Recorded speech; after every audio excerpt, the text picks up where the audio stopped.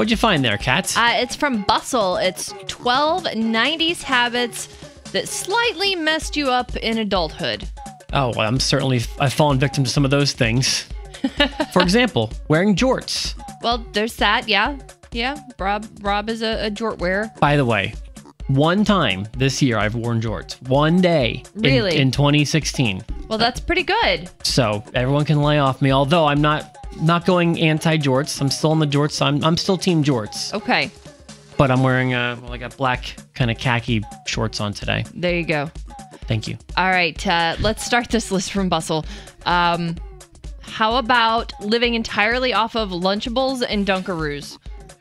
Yeah, I still kind of, me and Chef Boyardee were kind of like this, you know? Right, yeah. Before I met my girlfriend, because heaven forbid that we should have eaten anything that resembled a fruit or a vegetable when we were teenagers in the 90s. Yeah. And then now as adults because of that. Before Brittany, Chef Boyardee was bae.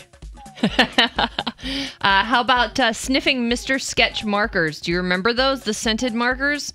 Oh my God, yeah. It taught us that we were supposed to sniff markers, which of course is not something that we really should be doing. I sniff everything. Do you? I mean, like, it doesn't matter what it is. Like, if I get a new DVD and I get it out of the cellophane, like, I love that smell of just new stuff. If I get it doesn't matter. I sniff stuff all the time. My parents make fun of me for it. Brittany makes fun of me for it. I'm a sniffer. I have a ridiculously strong sense of smell. So I feel I do too. Yeah, very subtle scents and odors I pick up when a lot of times nobody else can smell them. And I'm like, what does it smell? I'll walk in here and I'm like, Rob, did you put on lotion? You're like, yeah 20 minutes ago. And I'm like, yeah, I can smell it. That's a pretty strong smell, though. Yeah, but there are other things, though, that I'm like, how about saying whatever with the fingers? Remember that? Because nothing says I'm a mature adult in 2016 I was thinking about that. And while I don't say whatever and do like the loser hands or the W hands or whatever, there are 90s slang that I still say. Yeah, I still use the word dude. Oh yeah, dude all the time. Oh my God. Yeah, dude is probably the one that just won't die for me. Yeah, I can't think of one off the top of my head, but just like there's so many examples of just, me sounding like I'm from the 90s still. Yeah. How about always feeling the need to leave voice messages? Yeah, this is a great example because that makes us apparently come off as ancient. Sure it does, especially when what you do is leave a voicemail that's like, hey, it's Kat, call me back. Because you know the person that you're calling, they have a missed call notification with your name on it. It's already implied that Kat called you, call her back. Sure. But when you grow up in the 90s, people left messages back then on answering machines that used tape.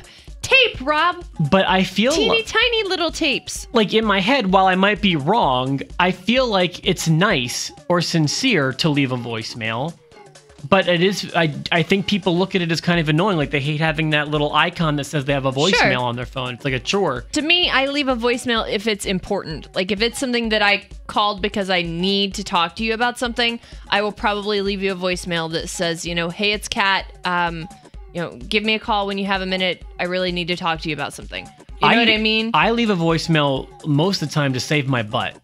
For example, like yesterday when we were coming home from the Shriners Fest, I was going to stop and get food from a restaurant. Okay. And if I show up with food and didn't at least offer to get something for Brittany, I'm going to be in trouble. Guess who didn't answer her phone when I asked if she wanted food yesterday? Brittany. So I made sure listen, I called you specifically for the purpose of bringing food home. You didn't answer. That's on you. Does that start arguments at home? Doesn't start arguments, but like if I need evidence that I called, and let's just say there was a technology goof, which happens sometimes, or maybe your phone just didn't ring. Right. I left you a voicemail. Left you a voice. Exhibit A. Go to your. I did call. There is voice evidence. I get you. All right. So other habits that slightly messed us up in adulthood. When the 90s, we would give somebody a web address, and we would give it to them with the HTTP : Okay. / So this was another thing. www. I've been told makes me sound old, which is probably right, and I'm trying to work it out of my vernacular. But saying www. I don't do the HTTP : //. Right. But when I give a web address, even on the radio, I will oftentimes say www. I'm trying to work that out because apparently it makes it sound like we're old wizards. Right, absolutely. Do you do that, or have you already got that out? No, that's already gone. I guess it makes sense. It's implied. Sure. There were, of course, the dangerous 90s toys that we played with, because nothing says living on the edge like moon shoes and slip and slides. And what were the Skip-Its? Do you remember the Skip-Its? The ankle bangers? That was more of a girl toy, I feel like, than a boy toy. But we did have the coolest toys. I mean, yeah, they may have screwed us up a little bit for our adult lives, especially in the sense that I can't throw a lot of mine away yet. But we had the best toys. And as I'm looking through this list, the best toy commercials, without doubt. Oh, the commercials were great. Iconic. Yeah, the commercials in the 90s for the toys were great. Then there was, of course, what slightly messed us up for adulthood in the 90s. Eating sugar. Using a stick made out of sugar, as in eating a utensil to eat said powdered sugar. There's a picture of Fun Dip, obviously. Yeah. So Fun Dip, if you're not familiar, is basically just sugar in a pouch. And then the utensil that you eat this, that comes with the candy, is a sugar stick. That you lick and stick in the other sugar. Now I have diabetes. Right? And I have cavities. So, exactly. So yes, that may have screwed this studio up a little bit for our adulthood.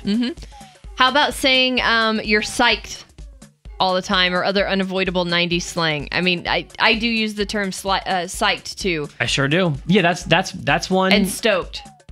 I just feel like that kind of clumps in with the whatever comment I had earlier. Like, there's just some terms that I still hang on to. Yeah, it's really hard sometimes to just say I'm excited when I'm excited doesn't quite encompass the level of excitement. Exciting sounds way more boring than psyched. Yeah, so, like, I mean, I'm really excited for Myrtle Beach. Doesn't have the same ring to it as I'm totally psyched for Myrtle Beach. We're both psyched. We're stoked. Totally psyched. All right. You hoard lip balms like they're about to go extinct because, back in the day you had that dedication to collecting every flavor of lip smackers ever created. And in fact, you may still be hoarding some now, and you can't stop yourself from buying new lip balms every time you go to the drugstore. True. I mean, obviously, as a guy, I can make that resistance happen, but... Sure. Other 90s habits that may have messed with us in adulthood. Furbies. I did not have one of these. Me neither.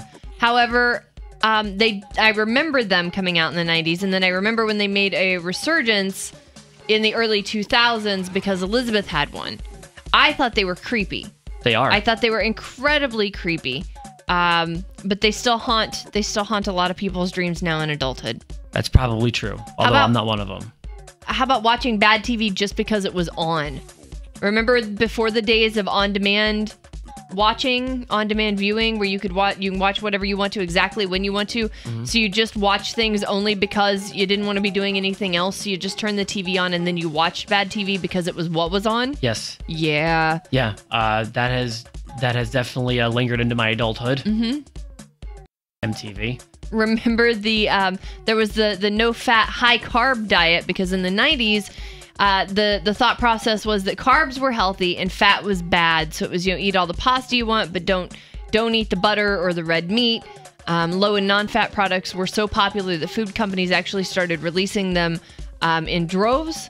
However, often the fat in those products was replaced with sugar to create flavor. So while people may have been eating low fat, they were also eating lots and lots of sugar, lots and lots of carbs, which of course break down into sugars, and Rob gets diabetes. And will lead to my ultimate death when I'm in my 30s.